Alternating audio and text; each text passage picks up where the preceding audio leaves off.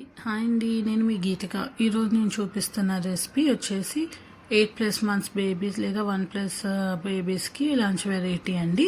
So దీనికోసం నేను మా బాబుకి సొరకాయను రైస్ పెడుతున్నాను. సో సొరకాయ చిన్న చిన్న ముక్కలు తీసుకోండి, అండ్ కొంచెం టమాటో అండ్ కొంచెం ఉల్లిపాయలు కొంచెం కొత్తిమీర తీసుకొని ముక్కలు చేసి పక్కన పెట్టేసుకుందాం. ఇప్పుడు వాడు తినే క్వాంటిటీకి సంబంధించిన రైస్లో మైసూర్ పప్పు అయితే కడుక్కోండి. 2 మైసూర్ పప్పు అంటే ఎర్రపప్పు అండి. 2 ఒక 30 minutes కడుక్కొని చక్కగా పక్కన పెట్టుకోండి. ఇప్పుడు ఒక కుక్కర్లో 1 tablespoon నెయ్యి వేసుకోండి. నేను వచ్చేసి ఆయిల్ ఒక 3 drops అయితే యూజ్ చేస్తున్నానండి. సో దీంట్లో జీలకర్ర అండి, కొంచెం జీలకర్ర వేసేసి దాంట్లోనే మళ్ళీ కొంచెం కొత్తిమీర అండ్ ఇంత చూపించాం కదండి ఆనియన్స్, అవి వేసేసుకొని కొంచెం సేపు కలుపుకోండి. నేను జీరా పౌడర్ యూజ్ చేశానండి.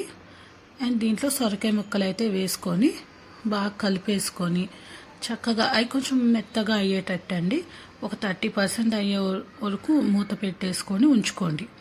సో మళ్ళీ 30% తర్వాత మళ్ళీ టమాటోస్ యూజ్ చేసుకుంటాం, అందుకని 30%.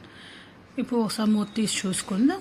ఇప్పుడు టమాటోస్ వేసుకొని మళ్ళీ మూత పెట్టేసి ఒక 5 minutes అయితే చూసుకుందామండి. చూసారు కదండి, నా అయితే చాలా మెత్తగా అయితే అయినాయి, 60% దాటిని. సో ఇప్పుడు ఏంటంటే మీకు కరెక్ట్గా ఉంటుంది అనమాట. మీరు ఆయిల్ వాటర్ పోసుకున్నాక మంచిగా ఉడికిద్ది. చిటికెడు పసుపు వేసుకోండి అండ్ కొంచెం ఉప్పు ఎందుకంటారా, నేను సొరకాయ ఉల్లిపాయ అన్నీ వేసాను కదండి. సో టేస్ట్ కోసం నేను కొంచెం ఉప్పు అయితే యూజ్ చేస్తున్నానండి. ఇది ఆప్షనల్, మీకు వద్దు అనుకుంటే మానేయచ్చు. సో దీంట్లో కొంచెం వామ్ పౌడర్, అలాగే వామ్ పౌడర్తో పాటు కొంచెం జీరా పౌడర్ అండి. సో మీరేంటంటే మీరు ఏ ఫుడ్ చేసినా సరే పిల్లలకి వాము జీరా 2 పౌడర్ ఉంటే మంచిదండి. అండ్ కొంచెం మిరియాల పొడి యూజ్ చేస్తాను, నేను కారం మిర్చి ఏం వాడట్లేదు కాబట్టి.